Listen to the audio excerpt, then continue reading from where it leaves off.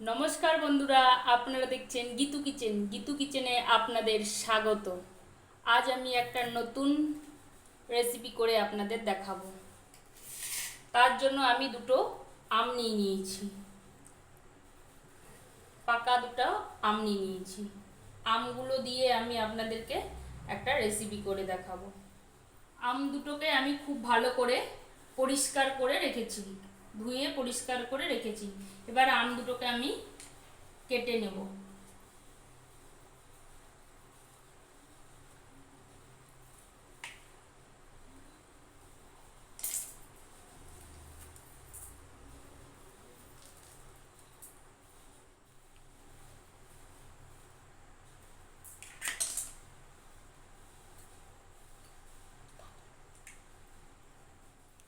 আমি আর একটা আমটাকে চোখাগুলোকে ছিলে নিচ্ছি। পুরো আম আমার খুব ভালো করে ছেলা হয়ে গেছে। এবার আমগুলোকে আমি টুকরো টুকরো করে নেব।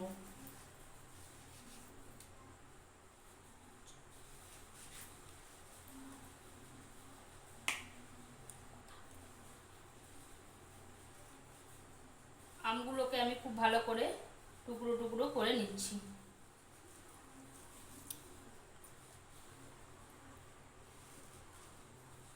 আমগুলো থেকে খুব ভালো করে শাঁসগুলোকে ছাড়িয়ে নিচ্ছি আমি।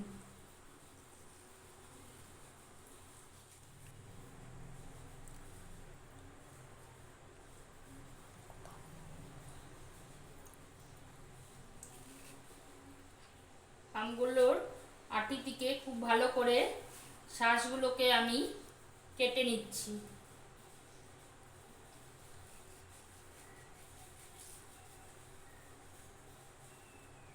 যাতে একটুকুও আমার আটিতে না থাকে। আমগুলোকে আমি খুব ভালো করে কেটে নিয়েছি। খুব বেশি টুকরো করার দরকার নাই, কারণ আমি একটা মিক্সি নিয়েছি, মিক্সিতে পেস্ট করে নেব।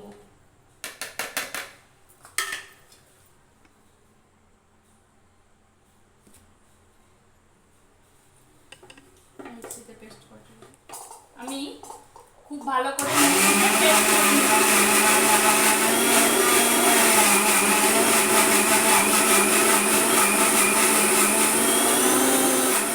আমটাকে আমার খুব ভালোভাবে মিক্সিতে আমি পেস্ট করে নিয়েছি।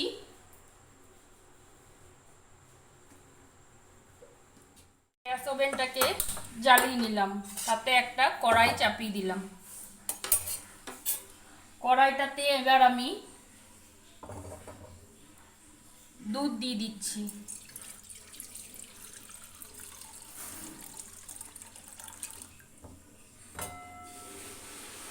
এখানে আমি হাফ লিটার দুধ নিয়েছি। এটা আমি আমুলের প্যাকেটের দুধ নিয়েছি। আমি এটাকে খুব ভালো করে ফুটিয়ে নেব। এখানে আমি আধ ঘন্টা ধরে বাসমতি চাল ভিজিয়ে রেখেছি। এই বড় চামচে 4 চামচ। আমি এবার সেটাকে বেটে নেব। খুব বেশি ভালো করে পেস্ট করব না, যাতে একটু আধ ভাঙা টাইপের থাকে। আমি খুব ভালো করে দুধটাকে ফুটিয়ে নিয়েছি, খুবই ভালো করে ফুটিয়েছি। দেখুন আমার দুধটা খুব ঘন হয়ে এসছে। এবার আমি যে চালটাকে বেটেছি, দেখুন আমি খুব পেস্ট করিনি, আধ ভাঙা করে রেখেছি, সেটাকে আমি দুধের মধ্যে দিয়ে দিব। দিয়ে আমি খুব ভালো করে ফুটিয়ে নিব, আর নাড়তেই থাকবো। না নাড়লে তলে লেগে যাবে। আমি খুব ভালো করে নেড়ে যাব। এটাকে আমি 10 থেকে 15 মিনিট ধরে খুব ভালো করে ফুটিয়ে নেব। দেখুন আমি এখানে 10 থেকে 15 মিনিট ফুটিয়ে নিয়েছি। আমার দুধটা কতটা ঘন হয়ে আসছে। এবার আমি এতে দিয়ে দিব নারকেল কুচি।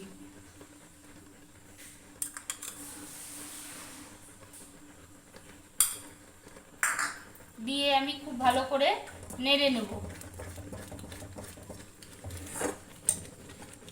তাতে আমি দিয়ে দিব চিনি, ছোট বাটির 1 বাটি চিনি দিয়ে দেব, দিয়ে আমি মিশিয়ে নিব। চিনিটা আমি মিশিয়ে নিয়েছি। এবার আমি যে আমটাকে পেস্ট করে রেখেছি সেই আমটাকে দিয়ে দেব।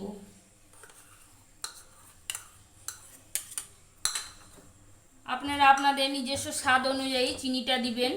আমার আমটা মিষ্টি ছিল বলে আমি অল্প চিনিই দিয়েছি। আমি খুব ভালো করে মিক্সড করে নেব। এইভাবেই তৈরি হয়ে গেল আমার আম ক্ষীর কিংবা আমের পায়েস। এবার আমি গ্যাসটাকে অফ করে দেব, দিয়ে আমি বাটিতে পরিবেশন করি। আমি আম ক্ষীরটাকে কিংবা আম পায়েসটাকে আমি একটা পাত্রে ঢেলে নিয়েছি। এবার আমি গার্নিশিং করে নেব। কিছুটা কাজু বাদাম দিয়ে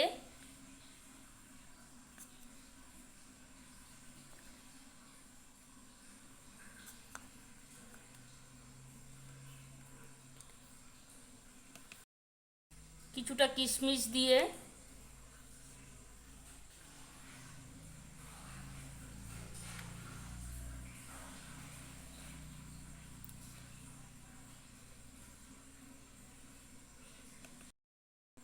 উপর থেকে কিছুটা চেরি দিয়ে দিচ্ছি।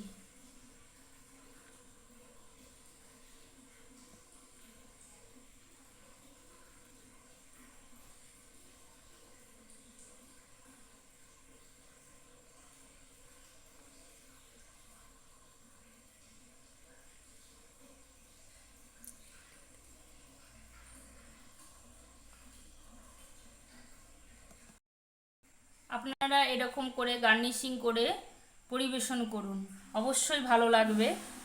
আর এই আম ক্ষীরের রেসিপিটা যদি আপনাদের ভালো লেগে থাকে অবশ্যই একটি লাইক, কমেন্ট এবং শেয়ার করে দিবেন। আর এরকম নতুন নতুন ভিডিও পেতে আমার চ্যানেলটিকে সাবস্ক্রাইব করে দিবেন। পাশে থাকা বেল আইকনটিকে প্রেস করে রাখবেন। আর এরকম প্রত্যেক দিন একটা করে নতুন ভিডিও নিয়ে আসবো। আজকের মতন নমস্কার।